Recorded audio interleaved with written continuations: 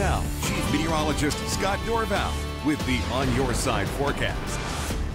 Our temperature trend, well, we've been cooling down, right? We haven't bottomed out yet. We'll bottom out this week, and then temperatures will start to come back up, or should start to come back up as our stormier weather pattern comes in.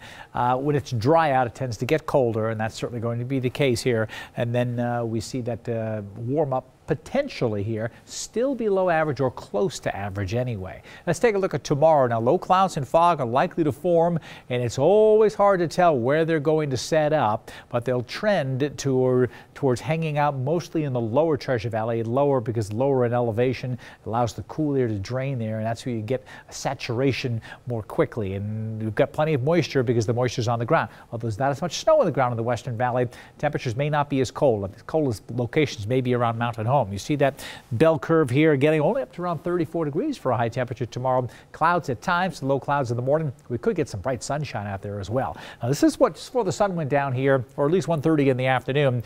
Deep snowpack right here of half a foot near Mountain Home. And you go to the west, you see where it's darker here. Less snow, no snow at Lake Lowell, western section, so it won't get quite as cold, even though it trends colder in these locations.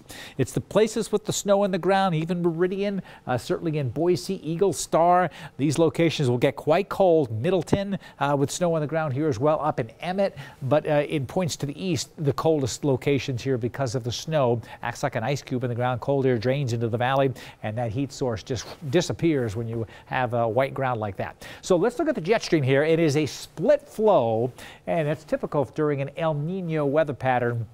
And that's why Southern California and Central California, even Northern California, can get a good deal of moisture. This storm system is going to target right into this region here, staying to the south of the Treasure Valley. High pressure here is blocking this storm from going up over to the north here, and that will be the case. I guess I can't really do that with that line. That is not going to be the track of the storm. I can tell you that right now.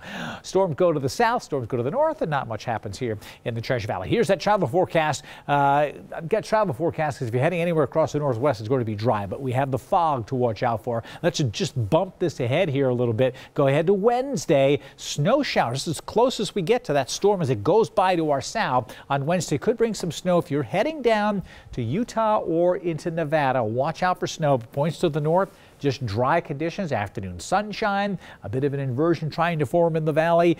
So we'll have cold temperatures, maybe a couple of snow flurries. That's it Wednesday. Nothing Thursday, Friday, Saturday, even on Sunday. But then on Monday, a chance for this weak system to come in. That might be the beginning. First one that comes in on a computer chart usually doesn't make it. So it may not happen on Monday, possibly Tuesday, and then into Wednesday. Now we're looking at a more appreciable storm. That's more than a week away. That's not 2 days from now. That's 9 days from now. So we're talking about over a week before that happens. So for this week, our ski area snow forecast is nothing in central Idaho.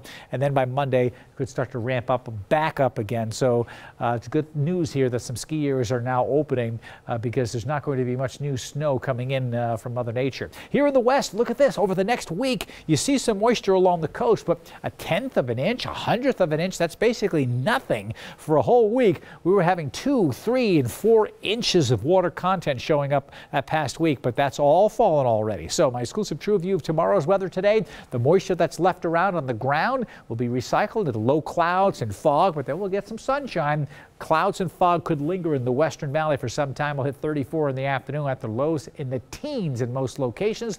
The Boise Mountains, a frigid morning coming in, some single digits, and the Central Mountains, you'll see it right there, 7 degrees after a high of 25 degrees, -10 in the Stanley area with sunshine and those higher elevations. It'll be beautiful with that fresh fall on snow. We've got a dry week ahead, getting colder in the mornings. We could even see some single digits in the valley. I think it's likely.